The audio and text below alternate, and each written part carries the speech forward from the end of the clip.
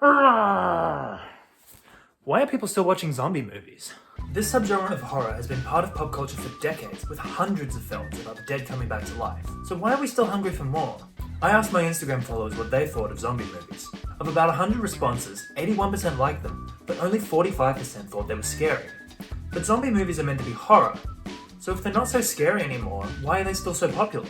To answer that question, we need to look at the history of the zombie genre. So, grab your shotgun and get ready for... White Zombie, directed by Victor Halperin and released in 1932, is considered to be the first ever zombie movie. Rejected by the woman he loves, a young man enlists the zombie master of Haiti, played by Dracula himself Bela Lugosi, to kill and possess her corpse using dark voodoo magic. When I watched this movie, I couldn't help but wonder, where are the flesh-eating monsters? Why aren't they biting people? Why do his eyebrows look like that? Before the 1960s, zombies were very different from what we know them as today. They originally come from the Haitian Voodoo religion that developed in the 17th and 18th centuries during the Atlantic slave trade. Zombies were thought of as dead bodies reanimated by a sorcerer and forced into perpetual servitude, which represented an extension of the suffering they experienced living as slaves. After invading Haiti in 1915, Americans were fascinated by Voodoo, or Voodoo as they called it, and the concept of zombies.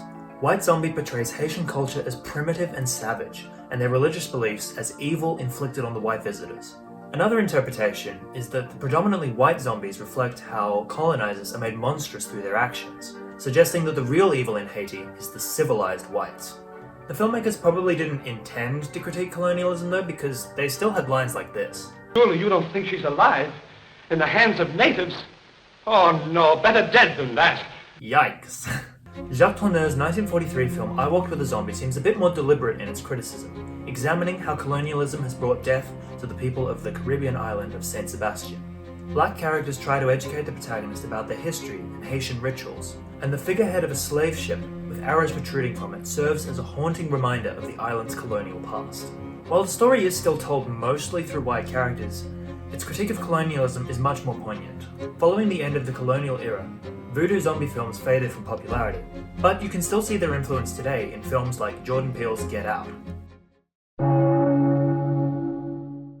The popularity of zombie films drastically increased after George A. Romero's Night of the Living Dead in 1968. While not the first to do so, Romero's ghouls, which he would eventually call zombies, were completely removed from their Afro-Caribbean voodoo origins, instead being reanimated by radiation and infecting others through contact. What was new, however, was that these zombies had the munchies for human flesh.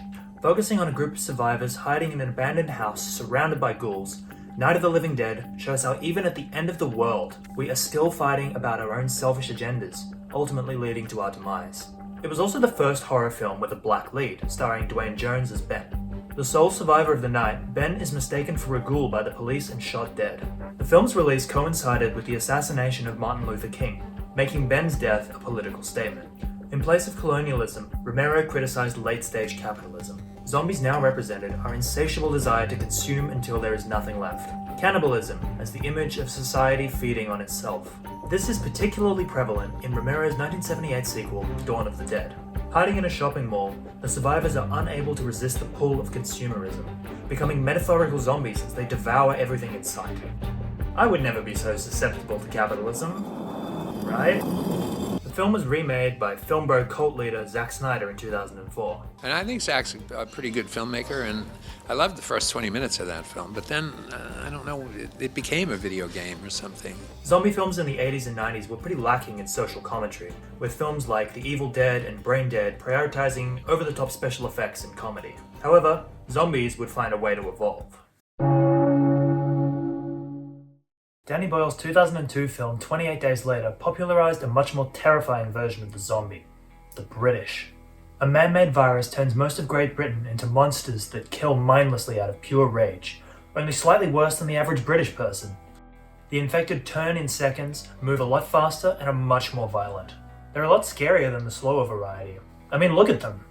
If Romero's zombies were the consumers, Boyle's infected are the consumed. Instead of eating their victims, their only goal is to destroy, reflecting how rage has become our natural state living under capitalism. However, I think 28 Days Later is more of a criticism of human nature than it is of capitalism. Boyle aimed to comment on the overwhelming presence of social intolerance, drawing inspiration from fears about the spread of Ebola and rabies. A general fear of the other and the plausibility of being eviscerated by our own violent tendencies hits very close to home. The monsters arose, really. In the climax of the film, Jim succumbs to his rage to defeat the men holding his companions hostage, becoming so primal, so violent, that Selena thinks he is infected. There's something very confronting about losing our humanity, even without becoming a zombie. Edgar Wright's 2004 film Shaun of the Dead, a parody of 70s zombie movies, is considered to be the first zom rom-com. The opening is a perfect criticism of modern society. Everyone behaves like zombies even before the apocalypse begins, which is why Shaun doesn't notice when people actually start becoming the undead. It's also a story about dead relationships and how we need to choose between making change and letting go. Jonathan Levine's 2013 film Warm Bodies might be my favourite zombie movie. It follows a zombie who falls in love with a human and learns to rediscover his humanity. A surprisingly touching story about our ability to change from the worst states. Both Warm Bodies and Shaun of the Dead approach themes of humanity and connection in unique and meaningful ways. Which brings me to Ruben Fleischer's 2009 film Zombieland, which dares to ask the question, isn't killing zombies cool? It never goes very deep into the few good ideas it does have about found family and America's weird obsession with guns and violence. I get that it's an action comedy first and foremost, but wouldn't it be nice if there was a little bit of substance with it too? Also, the romance plot in this film is so forced and underdeveloped, it's honestly more gross than the zombies. Of all the films I watched, the only one I thought was scary was James Gunn's 2006 sci-fi horror comedy Slither. The alien parasite doesn't function like your typical zombie virus, so it's way less predictable and much more suspenseful. Like, what is even going on here? It's disgusting. It's so different to every other zombie movie that it gets a pass for being somewhat lacking in social commentary. I think I also found it scary because I was worried that something bad was going to happen to Nathan Fillion, my beloved. He's just so handsome and oh my god, Nathan, look out! It's okay, he's fine.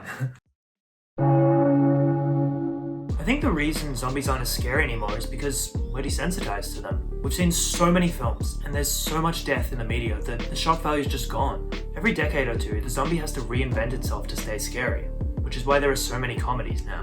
If I wanted to make a scary zombie movie, I would have to completely reinvent how they work. But why do we keep watching?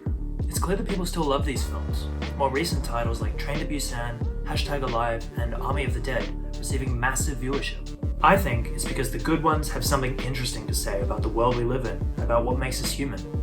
They've always been political. Whether it's critiquing colonialism, capitalism, or just human nature, zombies are a tool for social commentary. This is something I'll keep in mind in my own work. Regardless of genre, having something to say about who we are makes a story resonate. Then again, Zombieland made $100 million, so maybe all you need is cool-looking violence. God bless America.